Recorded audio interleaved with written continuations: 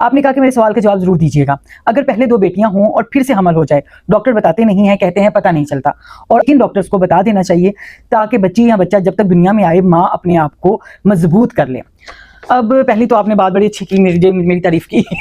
دوسری بات آپ نے اچھی نہیں کی کہ دیکھیں یہی تو میں سمجھا رہی ہوں آپ کو کہ بیٹی کبھی بھی کہیں بھی بیٹے سے کم نہیں ہے, تو ماں کو اپنے آپ کو مضبوط کرنے کی ضرورت کیا ہے.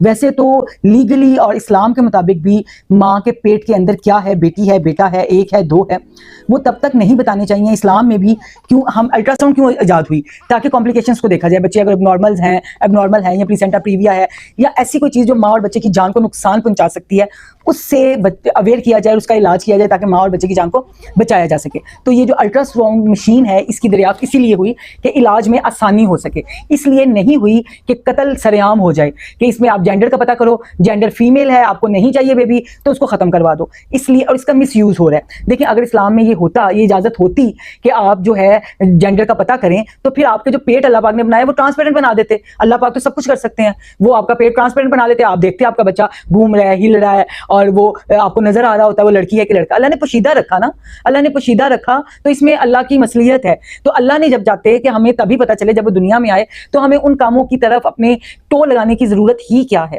ہمیں بالکل ضرورت نہیں ہے کہ ہم یہ پوچھیں, یہ جانیں کہ بیٹی ہے یا بیٹا ہے, اور ماں اپنے آپ کو مضبوط کر لے. ماں اس وقت مضبوط کرے جس وقت وہ یہ ڈیسائیڈ کرتی ہے کہ اب وہ بیبی پلان کر رہی ہے.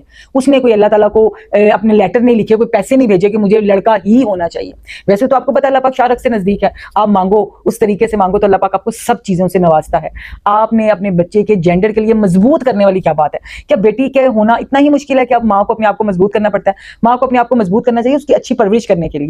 تو لہٰذا اگر ڈاکٹرز نہیں بتاتے ہیں تو اس کے پیچھے یہ مصلحت ہے.